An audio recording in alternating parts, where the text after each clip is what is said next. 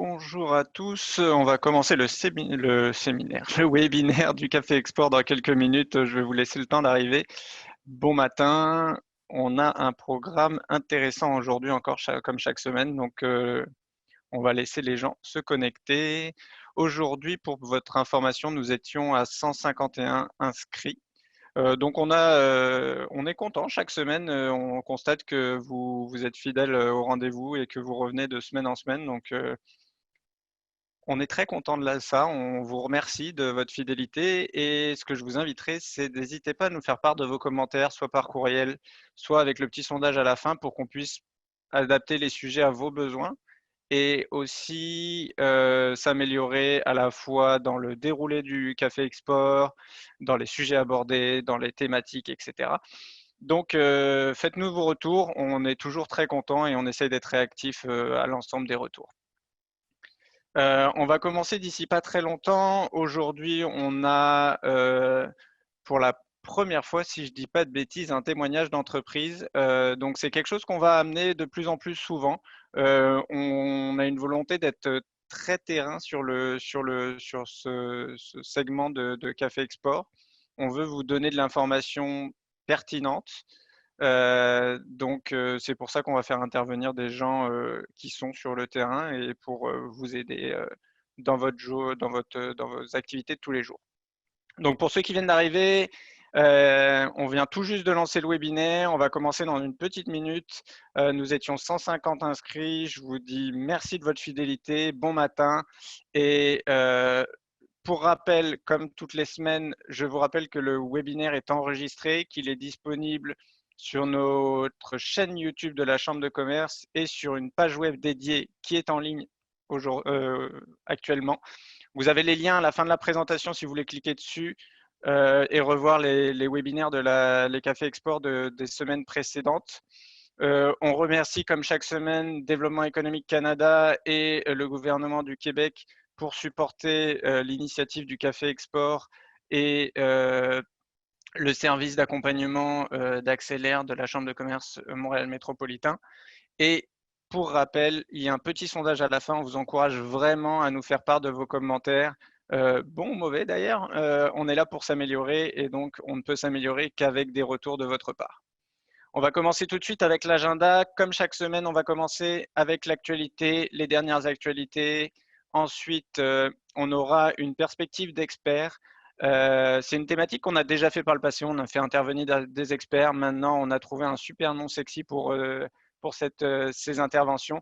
Donc, c'est Guillaume Cariou de Mercadex qui va nous parler un petit peu de comment faire de la veille sur les marchés internationaux. Et ensuite, on aura Parole d'entrepreneur, donc un témoignage de Nicolas Roy de DPT dans les industries culturelles et créatives qui vient nous parler d'un petit peu comment ils vivent la crise et quels sont un peu leurs plans et comment ça se passe en ce moment pour eux. Donc, pas mal de contenu. On va commencer tout de suite par l'actualité de la semaine. Pour commencer, l'ajout sur toutes les aides aux entreprises au niveau fédéral de 250 millions de dollars pour l'innovation. Donc, c'est un programme d'aide à l'innovation, le PAI. Je vous invite à aller voir. Ça va notamment aider les toutes petites entreprises et les startups dans leur processus de création et les entreprises en démarrage. Donc, si vous êtes une entreprise en démarrage, une startup qui fait de l'innovation, ce programme est fait pour vous. Donc, allez voir un petit peu plus. Vous avez le lien pour avoir plus de détails. On ne l'avait pas mentionné dans les précédents Café Export. C'est une news qui date du 27 mars, donc elle n'est pas non plus de la semaine, je vous dirais. Mais il y a une prorogation pour les délais de paiement des droits de douane et de la TPS qui peuvent donner un petit peu de souffle pour votre cash flow. Donc, idem, n'hésitez pas à aller voir pour plus d'informations. On vous a ajouté un petit outil on a beaucoup parlé de la subvention salariale d'urgence du Canada. Et là, on vient juste d'avoir cet outil qui est très, très bien fait. On l'a testé. Ça vous permet de savoir si vous êtes accessible, enfin, si vous êtes éligible, qui, quoi, comment, et de calculer en fait cette subvention salariale. Donc, un petit outil qu'on voulait vous mettre à disposition qui est toujours très utile. Le programme d'aide d'urgence aux petites et moyennes entreprises accessible dès maintenant. Donc, c'est le même principe un petit peu que la news du dessus. On vous en parle depuis un petit moment. Maintenant, il est disponible. Donc, allez faire vos efforts de lecture. C'est pas mal plate, mais c'est sûr que vu les volumes d'appels que reçoivent nos amis de PME Montréal. Donc, le programme d'aide d'urgence, c'est le niveau, excusez-moi, provincial. Donc, c'est les 40 millions qui ont été alloués à PME Montréal pour soutenir, donc c'est des prêts,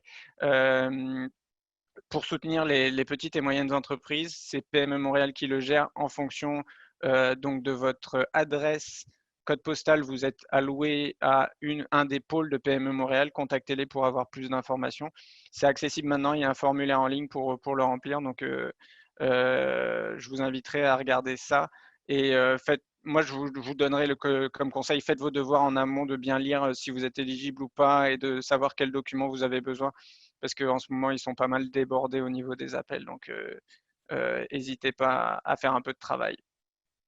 La chaîne logistique de Montréal se mobilise. Donc ça, c'est quelque chose qui peut être intéressant pour les manufacturiers, pour les gens qui font de l'export ou même de l'import. Le port de Montréal continue à fonctionner à 100%.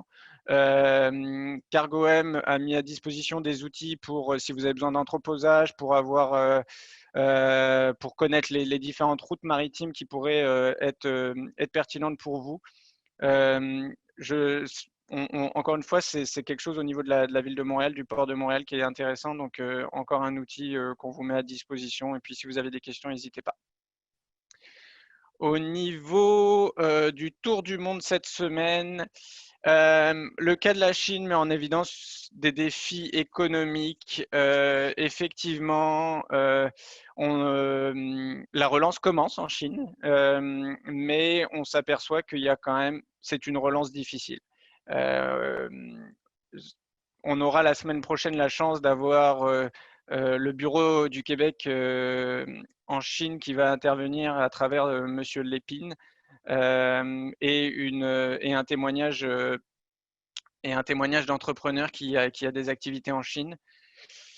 Donc, on aura un petit peu plus d'informations la semaine prochaine, mais je voulais pour cette semaine vous mettre un petit peu cet article qui dit que grosso modo, la Chine, ça se relance, mais tout doucement. C'est sûr qu'il y a des phénomènes comme le fait que 20% de l'économie chinoise soit dépendante de l'exportation et que la demande est faible actuellement pour les exportations. Les marchés mondiaux sont ralentis.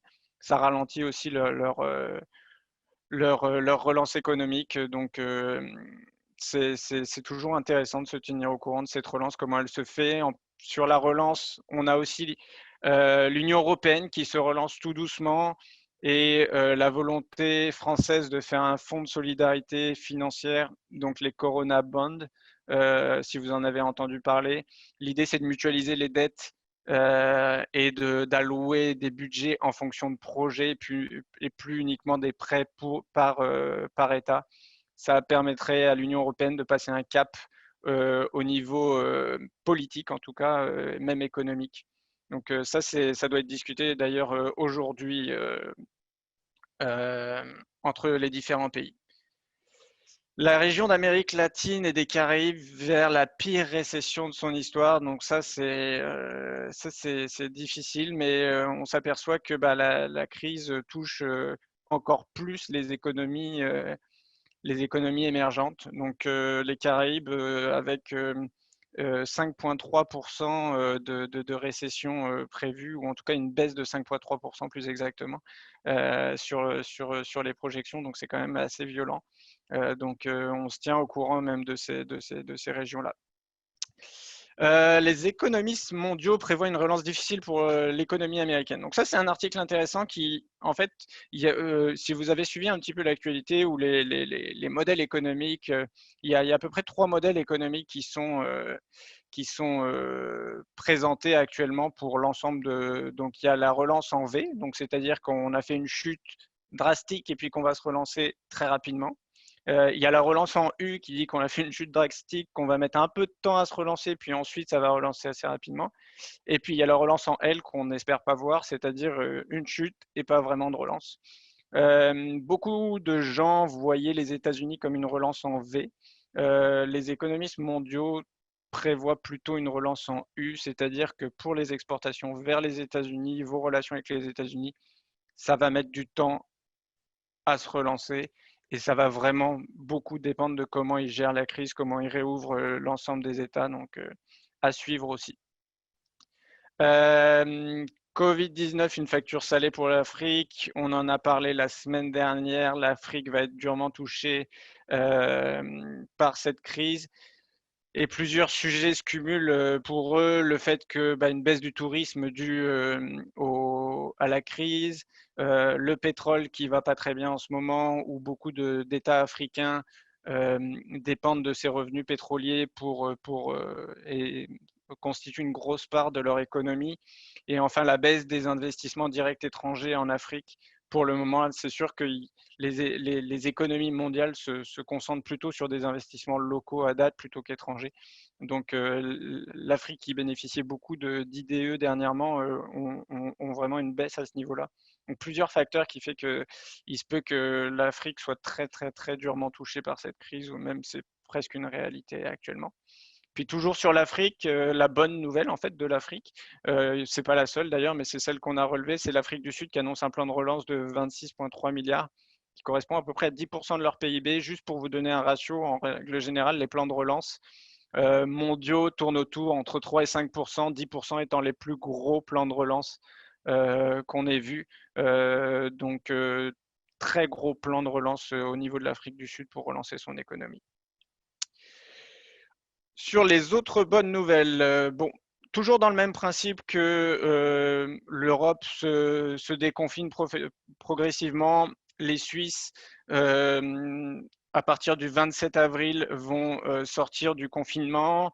Ils projettent une réouverture des magasins le 11 mai. Donc, des choses intéressantes. On voit une relance économique toute douce qui se fait. Les États-Unis, sur un plan de déconfinement progressif, retour à la normale, excusez-moi, l'Union européenne, je pense que c'est. Bref.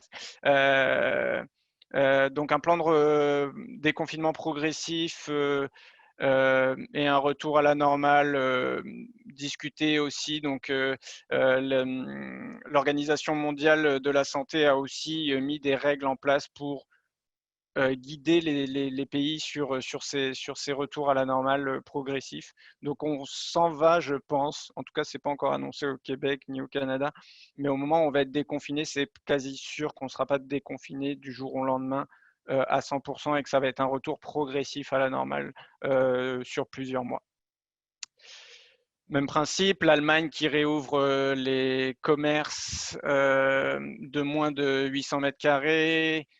Donc encore une fois, là on voit une dynamique en Europe où l'Europe commence petit à petit à se réouvrir et à relancer son économie. Et enfin, dernière bonne nouvelle, je voulais faire du pouce sur une initiative qui a été faite de l'un de nos invités des Cafés Export, David Bolotte, qui est responsable de la délégation générale au Québec, qui a lancé une initiative personnelle qu'il a appelée par lui-même J'apporte ma valise. Grosso modo, il a mis un post sur LinkedIn et sur Facebook pour chaque like et chaque like de son post, il investit $1 dans des entreprises québécoises pour ses besoins personnels. Donc l'idée, c'est vraiment encore dans l'investissement local, dans l'achat local, avec une initiative personnelle que je souhaitais saluer parce que je trouve que c'est une belle initiative. Et si vous souhaitez participer à cette initiative qu'il a lancée, je vous inviterai à le contacter ou à me contacter pour que je vous mette en relation. L'idée, encore une fois, c'est juste de faire chacun un petit peu ce qu'on peut pour apporter un soutien aux petites et moyennes entreprises québécoises. Ça fait le tour de notre période d'actualité. On va prendre les questions s'il y en a. Sinon, on peut enchaîner. Jérémy, tu me dis s'il y a des questions.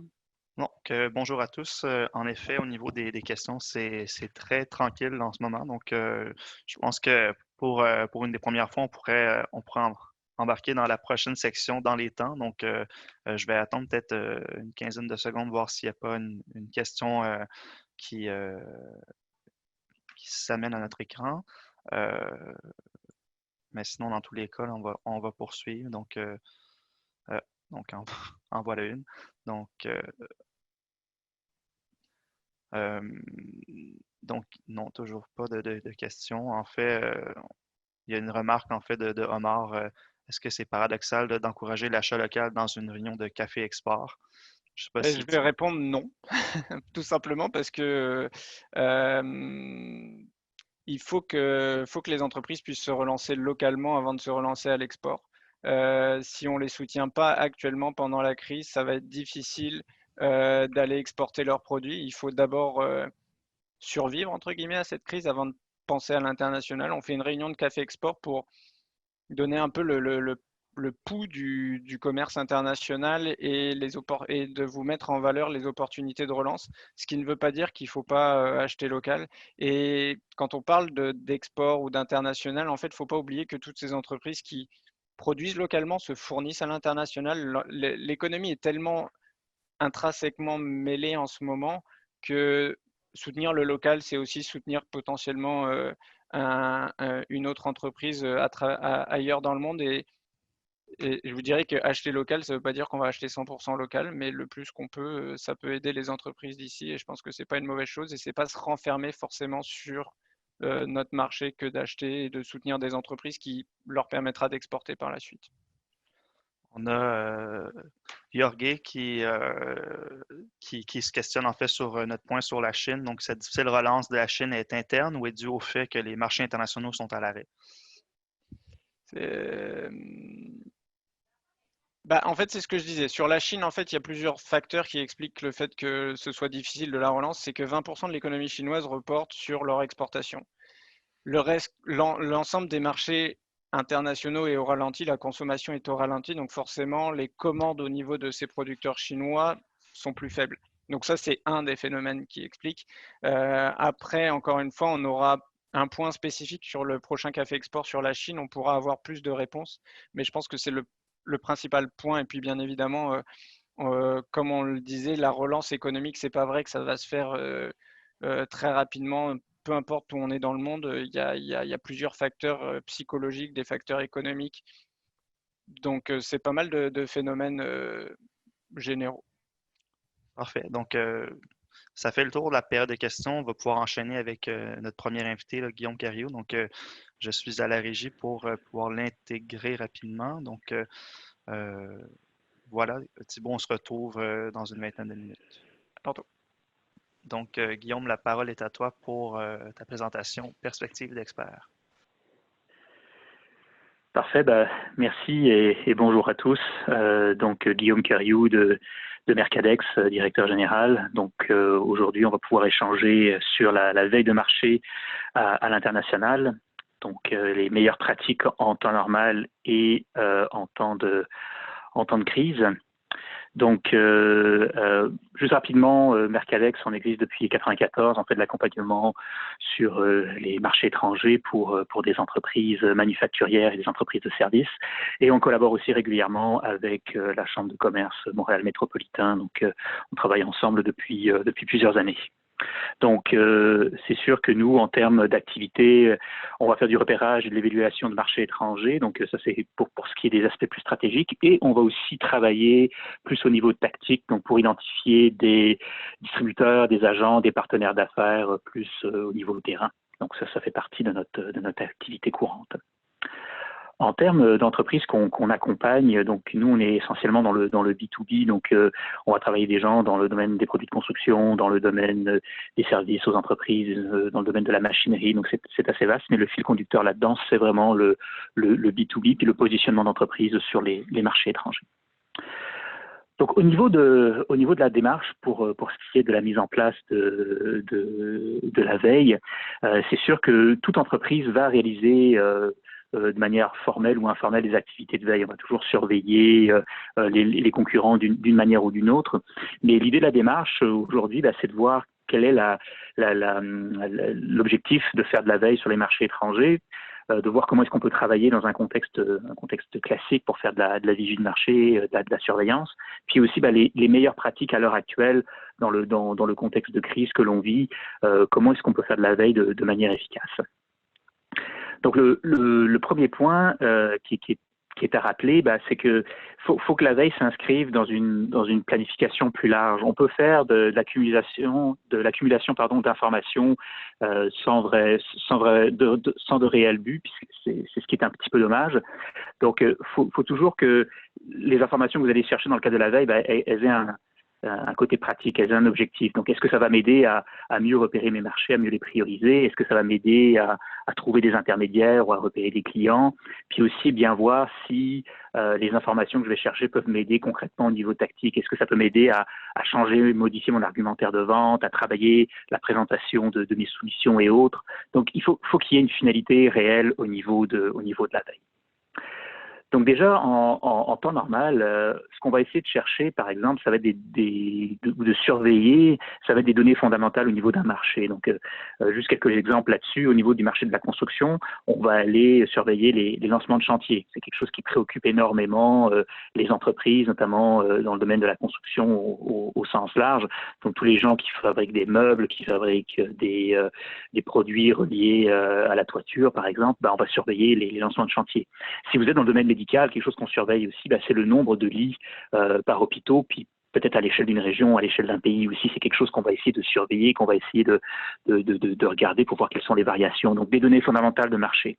On va essayer de regarder aussi tout ce qui est changement normatif. Donc, ça va être, notamment avec des associations professionnelles, on va essayer de surveiller si on va vers des normes plus serrées, par exemple au niveau environnemental. C'est quelque chose qu'on va être amené à faire dans le cadre de la veille. Des changements technologiques, notamment par la veille au niveau des brevets. On va essayer de regarder aussi tout ce qui est changement en termes marketing et commerciaux. On voit par exemple en ce moment une migration au niveau des événements de type foire commerciale vers des événements qui sont beaucoup plus bâtis en ligne. Donc, voir en termes classiques, en termes courants, qu'est-ce qu'on peut faire au niveau de la veille, c'est ces différentes dimensions-là qu'on va essayer de surveiller. Alors, c'est sûr qu'à l'heure actuelle, avec les changements qu'on vit, on met un peu plus l'accent sur la concurrence pour voir un peu déjà si les concurrents sont encore actifs, notamment si on regarde le marché américain, on voit beaucoup d'entreprises qui ont dû ralentir leurs activités, qui ont même parfois dû fermer. Donc, est-ce que vos concurrents travaillent ou est-ce qu'ils ont dû mettre de la production sur le haut? Ça, c'est quelque chose qu'on va être amené à regarder. On va regarder aussi s'il y a des concurrents qui changent éventuellement de marché ou qui ajoutent des lignes d'affaires. Donc, on a vu beaucoup d'entreprises qui s'essayaient dans le domaine médical, pas toujours avec du succès. Donc, ça aussi, c'est quelque chose qu'on peut regarder au niveau de la veille. On va essayer aussi de voir s'il y a des gens qui changent la manière dont elles font s'il y a des entreprises qui font des changements au niveau de la communication interne ou externe. On voit de plus en plus d'entreprises qui sont obligées maintenant de faire de la promotion par le biais de webinaires ou d'employer des technologies en ligne, alors que c'est pas du tout quelque chose qui est traditionnel dans leur marché. On voit aussi des catégories de clients qui sont priorisées versus d'autres.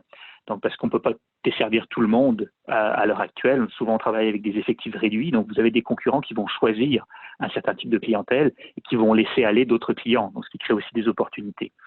Et point aussi important, on voit aussi les entreprises qui changent leur processus d'embauche. Vu que de plus en plus de travail, même pour des manufacturiers très classiques, de plus en plus de travail va se faire en ligne, notamment au niveau de la promotion, de la commercialisation, il faut qu'ils s'équipent là-dessus. Il faut qu'ils trouvent des spécialistes TI. Et donc, on voit que le processus d'embauche, le processus de recrutement est en train de changer. On n'a plus les mêmes cibles là-dessus. Donc, mis bout à bout, tous ces éléments-là permettent de mieux comprendre en temps de crise ce que font vos concurrents, puis vous donner aussi des idées pour pouvoir mieux vous adapter au marché. Alors, en temps de crise, ce qu'on va privilégier en termes de sources, c'est sûr qu'il y a beaucoup de sources au niveau de la veille, mais on veut regarder d'abord, c'est les magazines professionnels, parce qu'ils restent actifs à l'heure actuelle.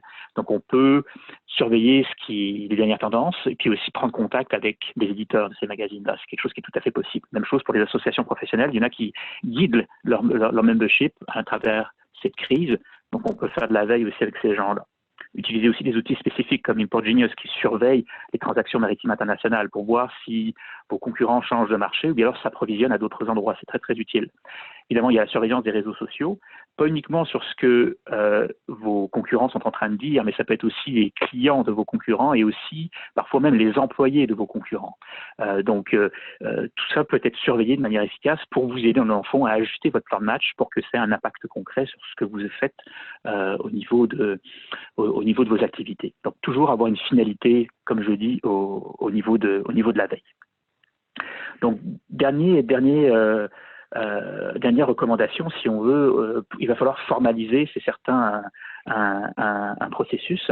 Donc déjà, faire la liste de vos besoins d'information, le nombre de concurrents, par exemple, que vous voulez surveiller, puis surtout les items que vous voulez surveiller. Est-ce que c'est plus les produits? Est-ce que c'est plus les services connexes que vos concurrents peuvent offrir?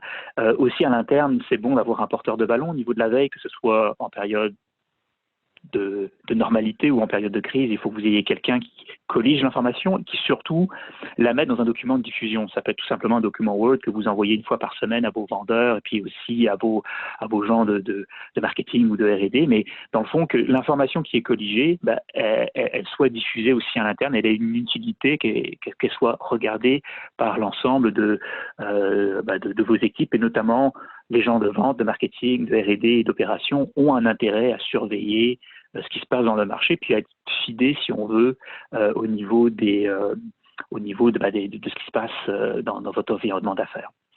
Donc, dans les grandes lignes, ce sont les meilleures pratiques de veille qu'on peut faire à l'heure actuelle, et puis surtout avoir une certaine adaptation au niveau du contexte marché qu'on vit. Donc, bien regarder ce que font les concurrents, bien essayer de voir quels sont leurs mouvements de marché, et toujours ne pas oublier que ces éléments de veille que vous cherchez, ça doit se retraduire dans votre plan de match à vous. Donc, rassembler de l'information, mais aussi la diffuser, puis l'analyser à l'intérieur de votre entreprise, c'est ça qui va avoir réellement un impact sur vos activités. Donc, merci de votre attention. Vous voyez mes coordonnées ici, donc n'hésitez pas à prendre contact avec moi si vous voulez avoir plus de détails sur les questions de veille, les questions d'analyse de concurrence. Donc, n'hésitez pas à prendre contact avec moi. Merci de votre attention. Merci beaucoup, Guillaume. Donc, on est un peu serré dans le temps au niveau de la période de questions. Donc, comme tu disais, évidemment, dans la slide précédente, on voit tes coordonnées. Donc, j'invite les participants à entrer en contact avec toi s'ils ont des questions en termes de veille concurrentielle.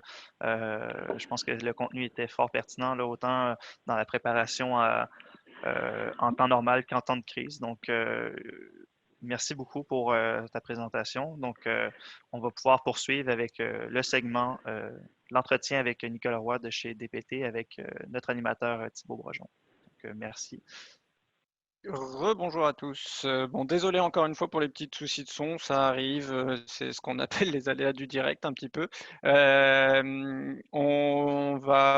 bonne initiative Jérémy, on va prendre les questions à la fin comme ça. Ça donnera l'occasion à Guillaume de reconnecter avec un meilleur son. On va enchaîner tout de suite sur notre première parole d'entrepreneur. Merci Nicolas de te joindre à nous pour le Café Export.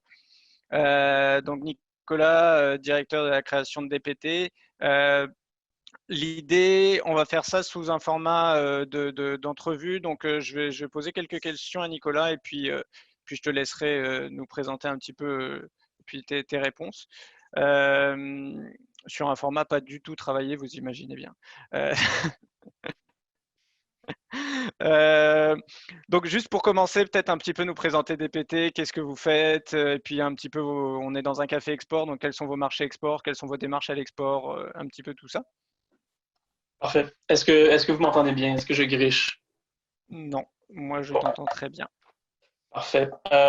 D'abord, merci à la Chambre de commerce et à Accélère d'organiser ces cafés export. Merci à Thibaut aussi, Jérémy et Benoît. Je pense que toute excuse est bonne pour avoir des contacts humains en ce moment. Donc, c'est apprécié. Si je parle un petit peu de DPT ou département, on est un studio de création interactive. On conçoit des expériences pour les plateformes émergentes, en particulier la réalité virtuelle et la réalité augmentée.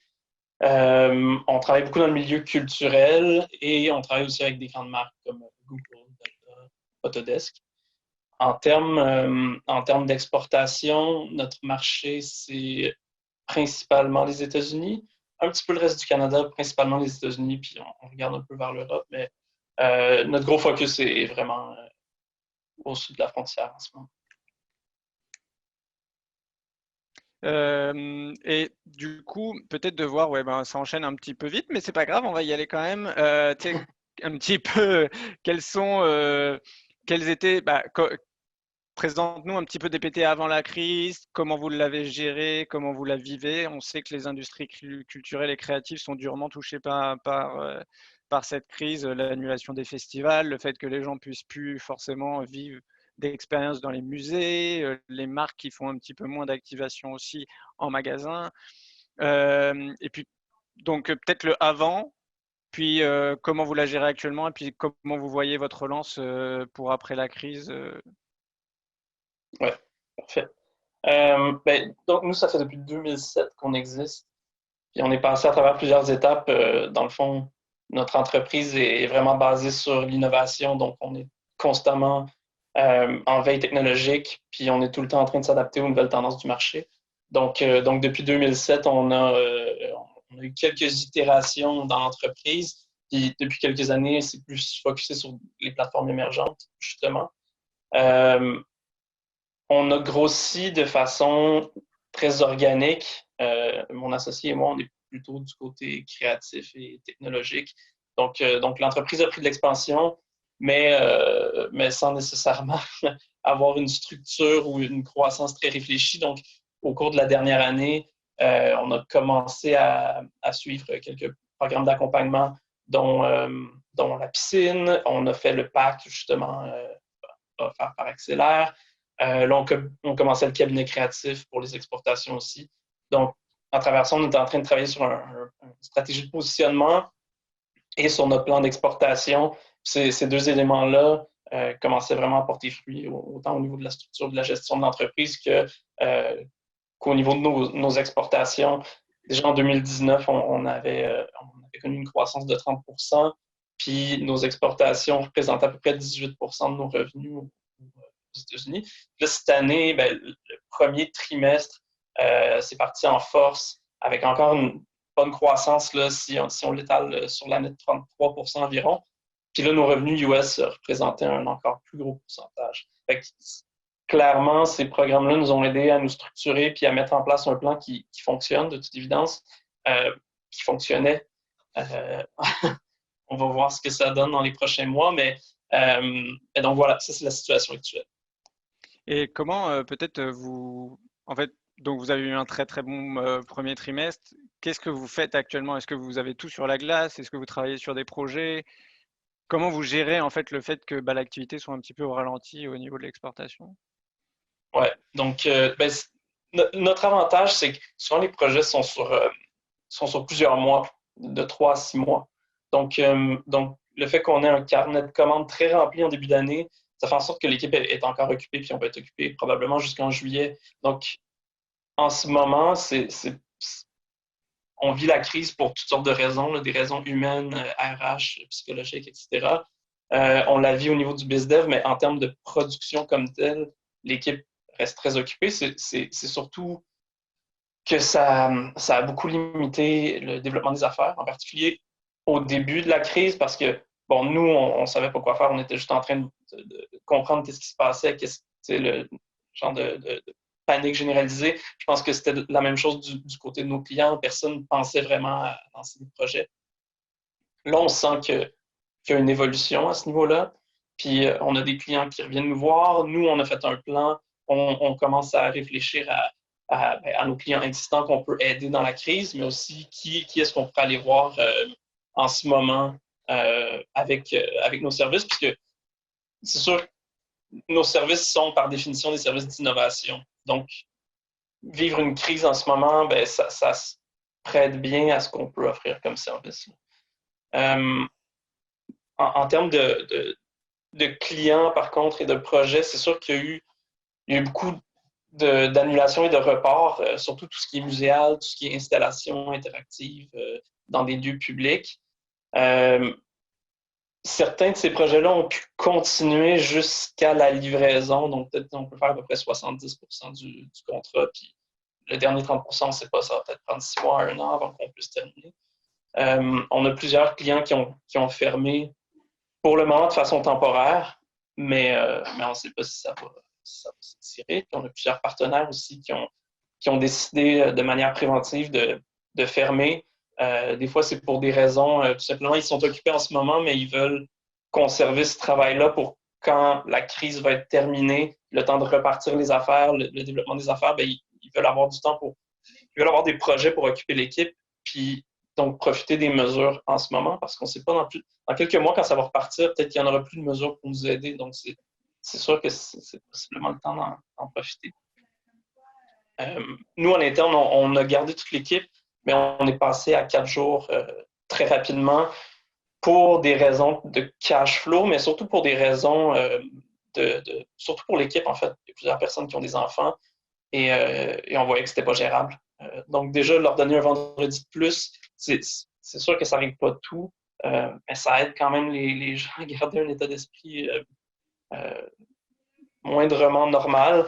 Ça donne un petit répit, puis ça donne un répit aussi aux dirigeants. Ouais, c'est sûr. Donc du coup, ce que je comprends, si je reformule un petit peu, le fait d'avoir fait un bon premier trimestre et puis d'avoir des projets, ça vous a permis de continuer la production et de garder occupées vos équipes. Le point d'interrogation pour l'instant, c'est le fait que votre pipe de vente, là, grosso modo, il s'épuise un petit peu, donc, ou en tout cas, il est reporté à plus long terme. Donc la relance, c'est un peu un point d'interrogation. Mais vous travaillez quand même sur certains projets d'innovation et en fait, vous faites de cette crise un atout pour en fait accélérer des changements de paradigme un petit peu si on parle du muséal, de rendre ça un peu plus virtuel. Donc en fait, la crise, vous la transférez en opportunité pour accélérer certains projets et certains changements dans l'innovation. Donc c'est intéressant aussi ce point de vue-là. Oui, c'est ça. Je pense que le développement des affaires a été interrompu à court terme, mais là, c'est en train de repartir. Après, c'est sûr que on ne veut pas profiter de cette crise-là, mais nos services nous permettent de continuer à travailler. Et donc, oui, on a contacté des clients existants comme des musées pour leur permettre d'adapter des expériences muséales pour qu'elles fonctionnent à la maison sur des tablettes, par exemple. Les parents cherchent tous des activités éducatives à faire avec leurs enfants en ce moment. Donc pour nous, ça semblait être une solution qui faisait beaucoup de sens et pour le musée et pour nous. Puis ensuite, il y a tout le côté de la réalité augmentée, virtualiser des expériences. Donc, on travaille avec l'Association des galeries d'art contemporain et la Foire Papier pour créer une application de réalité augmentée qui permet aux gens de visualiser les œuvres dans leur espace. Puisque l'événement va être annulé, ben, ils peuvent placer les œuvres sur leur mur puis quand même découvrir tout le contenu qu'on aurait découvert sur place. Non, c'est sûr. Et puis, sans vouloir profiter de la crise, elle est existante, elle est là. Je lisais plusieurs articles qui disaient que ça avait accéléré la transformation numérique dans beaucoup d'industries et beaucoup d'entreprises. C'est sûr que ça va favoriser l'innovation, le fait qu'on soit tous à la maison. Il y a un moment, on a tout dématérialisé, on a pivoté rapidement certains services. Donc, c'est plutôt une bonne chose en fait de faire d'une menace une opportunité, là, si on parle en termes purement économiques. J'aimerais bien que tu nous parles aussi un petit peu peut-être de vos plans d'exportation, mais plutôt votre plan de contingence. De ce que je comprends, vous avez quand même très rapidement mis en place un plan de contingence de la crise, etc. Ça vous a permis de la maîtriser en fait cette crise et puis de gérer. Tu dis que vous êtes passé à 4 jours semaine, que vous avez focalisé sur vos productions existantes. Donc ça c'est intéressant et je pense que c'est un bon message à envoyer aux différentes entreprises qui nous écoutent de prévoir. En fait, plus on prévoit, plus on est structuré, plus on arrive à maîtriser. J'aimerais bien que tu nous dises quelques mots là-dessus en fait, Nicolas. Oui, c'est sûr qu'au tout début de la crise, c'était un peu plus la panique, puis on n'avait pas toutes les réponses immédiatement, puis on n'a toujours pas toutes les réponses. Là. Je pense que personne à la science infuse ici. Pour nous, le 4 jours était une première solution qui semblait faire du sens. On s'est posé la question aussi, est-ce qu'on ferme pendant un mois, puis on prend après? Je pense que les annonces gouvernementales nous ont convaincus que ça valait la peine de rester ouvert. Là. On attend toujours des nouvelles concrètes du fameux 75%, mais on sait que ça s'en vient.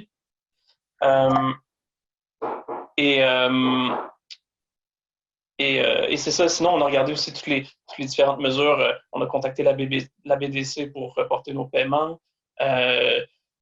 On a appliqué pour le 40 000 $ sans intérêt. Ça, je pense que toutes les entreprises devraient le faire. C'est un cadeau, en fait. Là, si tu le rembourses en 2 ans, on vous donne 10 000 $. Donc, même si vous n'en avez pas besoin tout de suite, ça vaut tout à fait la peine d'appliquer.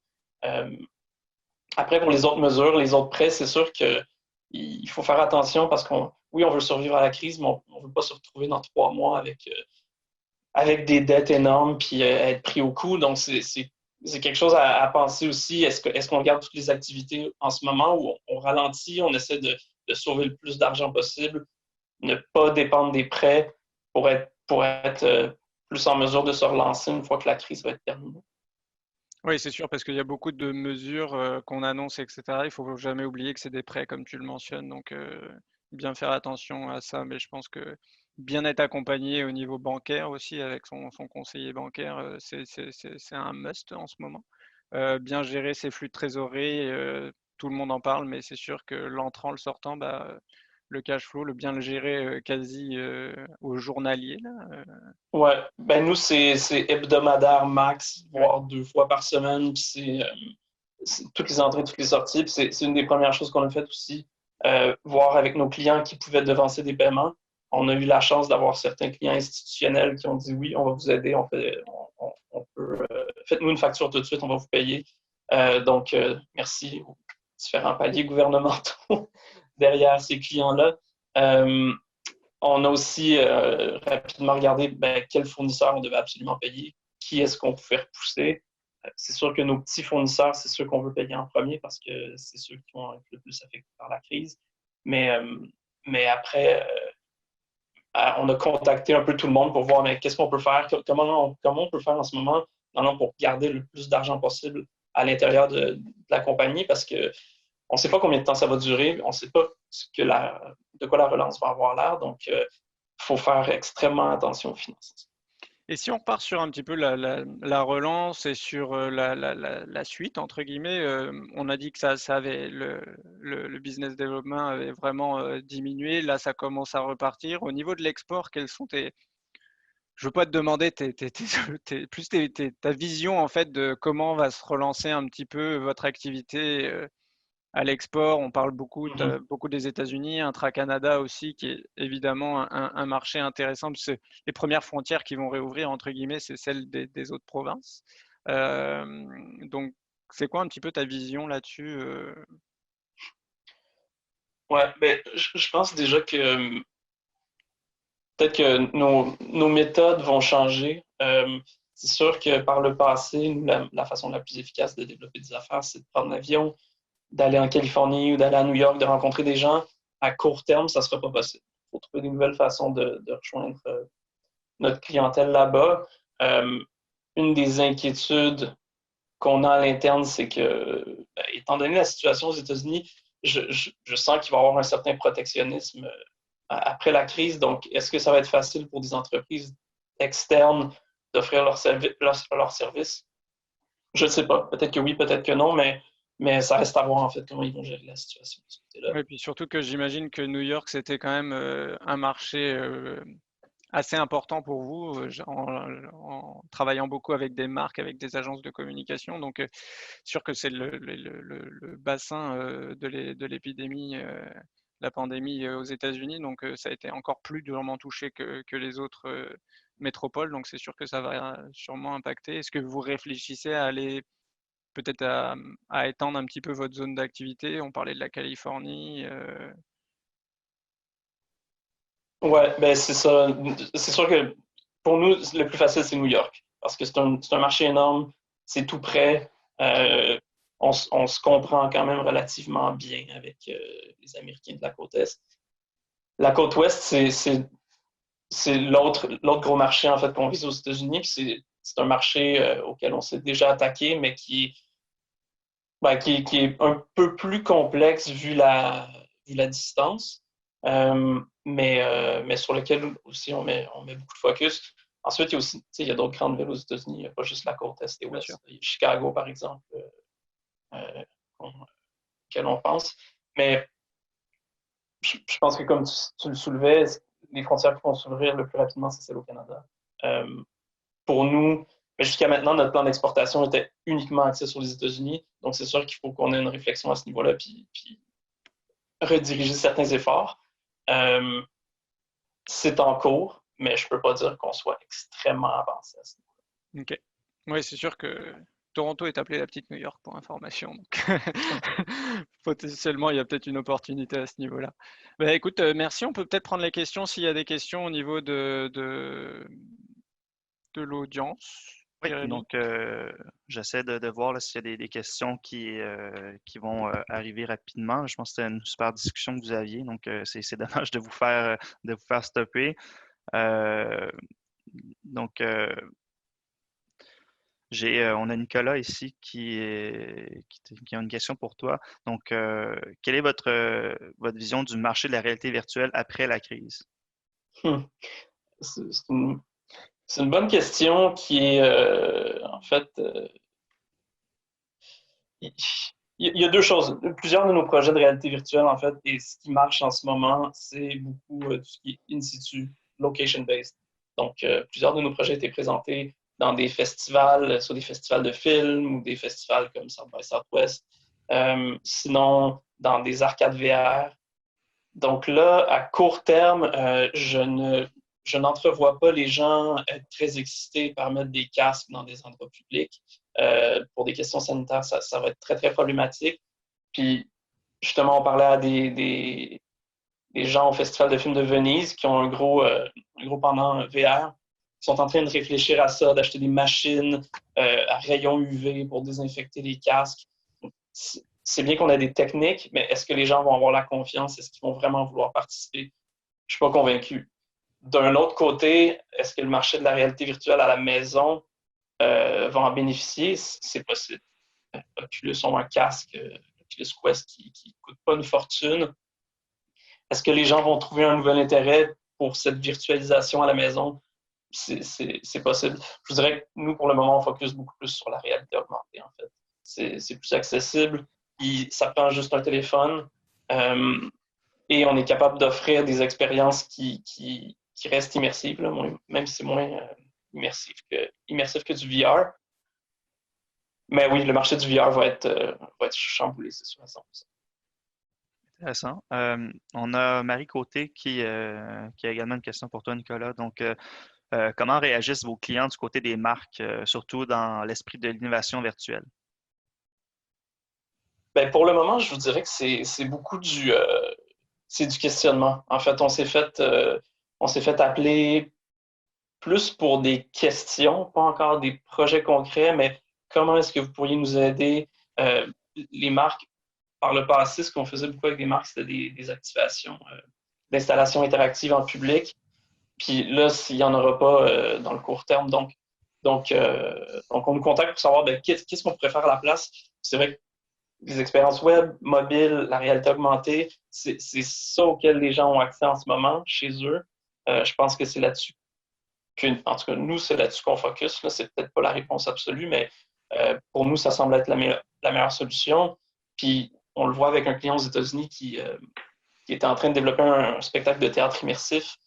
Ils ont dû reporter le spectacle, de toute évidence, mais ils nous ont approchés pour revoir l'expérience puis la proposer en fait en réalité augmentée. Donc, les gens peuvent vivre l'expérience de théâtre, l'expérience narrative chez eux à travers leur téléphone. Très, très intéressant encore. On a Jeffrey qui se questionne au niveau de vos marchés internationaux. Donc, pourquoi toujours les États-Unis? Est-ce que vous pensez, par exemple, à développer le marché asiatique? Le marché, si on réussit à mettre le pied en Asie, pourquoi pas? Pour nous, le marché américain, c'est celui qu'on connaît le plus.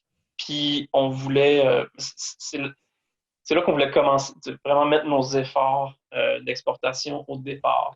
Choisir un marché, celui-là est facile. Nous, on n'a aucune expérience en Asie. Donc partir d'un coup, je sais que c'est l'Eldorado à quelque part, mais en même temps, je pense qu'y aller pas préparé, ça peut être très, très problématique. Puis ensuite, ça dépend aussi quel marché en Asie. J'ai entendu plein d'histoires problématiques en Chine, des entreprises qui ne se font pas payer, qui se font voler leur propriété intellectuelle. Donc, je pense qu'il y a toute cette réflexion-là qui doit avoir. Puis nous, présentement, on n'a pas assez d'expérience dans ces marchés-là pour avoir toutes les réponses. Donc, à terme, oui, mais présentement, c'est trop tôt.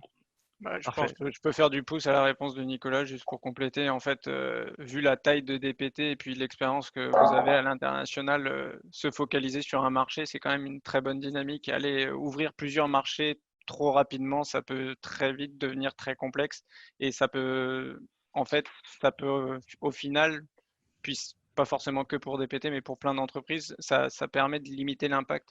Si on ouvre trop de marchés trop rapidement, on va avancer très lentement sur tous les marchés et donc pas générer de vente et que ça va devenir très coûteux aussi.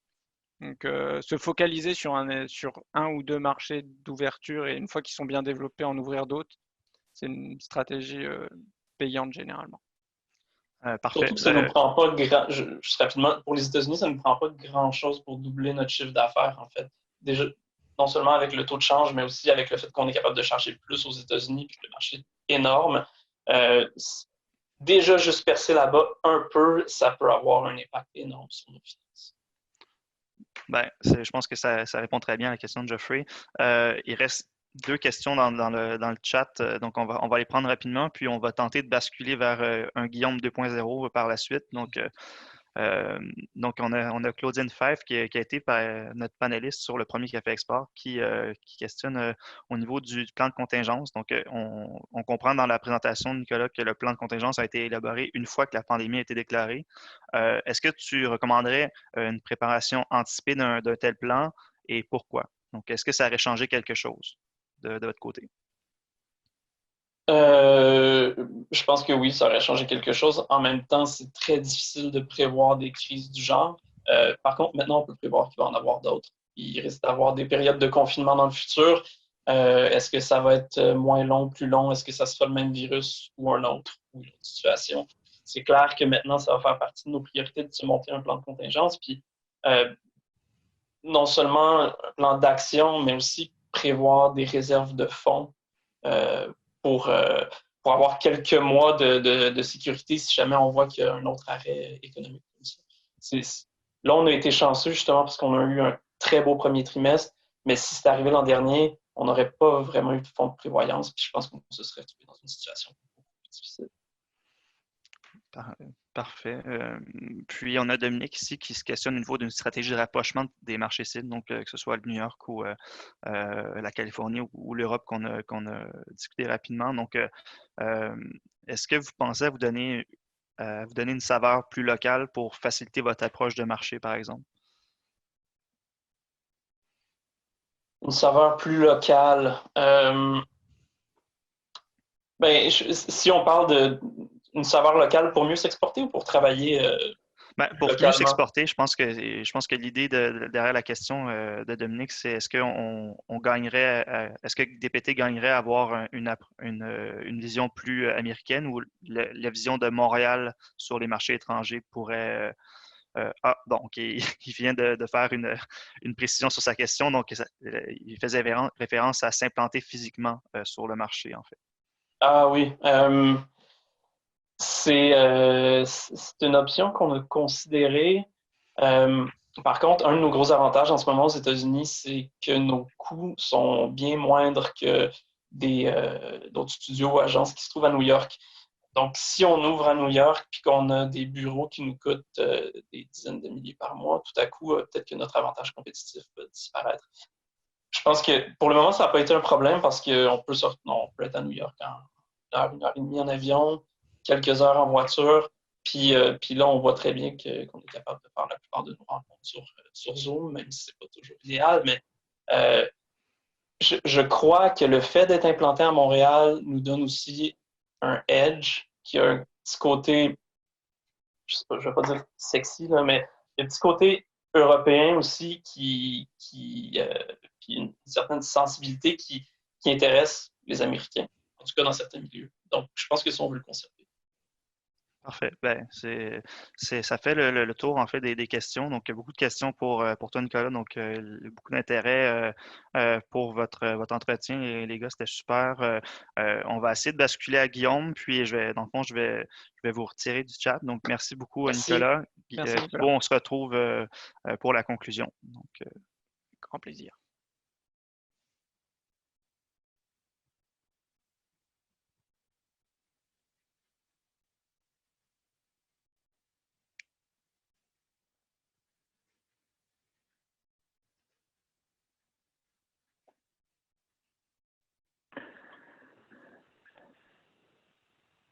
Oui, allô? Oui.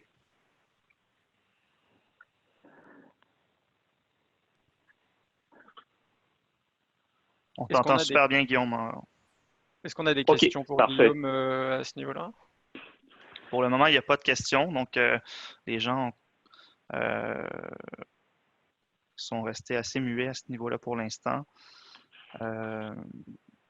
Peut-être ce qu'on peut proposer, c'est vu qu'il nous reste 5 minutes, c'est de faire la conclusion. Et puis si les gens ont des questions pour Guillaume, nous les faire parvenir par courriel, soit directement à Guillaume, il y a les coordonnées de Guillaume dans la présentation ou mes coordonnées, n'hésitez pas à nous envoyer des questions.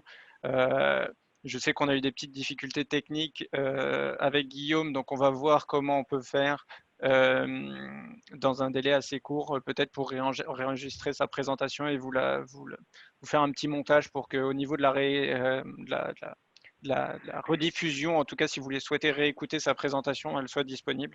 Donc on va en discuter par la suite, puis on va essayer de trouver une solution pour vous.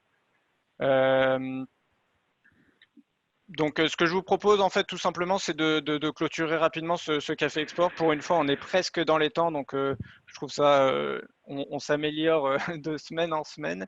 On essaye de respecter votre temps. On sait que chaque minute est précieuse. Donc, juste pour conclure, la Chambre se mobilise, abonnez-vous à l'infolettre. On a beaucoup de ressources qui sont dédiées à la crise, que ce soit à travers la squad d'experts, que ce soit à travers différentes activités virtuelles. Nous, on propose un café export pour l'international. On a d'autres activités à l'international avec des webinaires les mercredis. Il y a d'autres webinaires sur différentes thématiques qui sont proposés par la Chambre.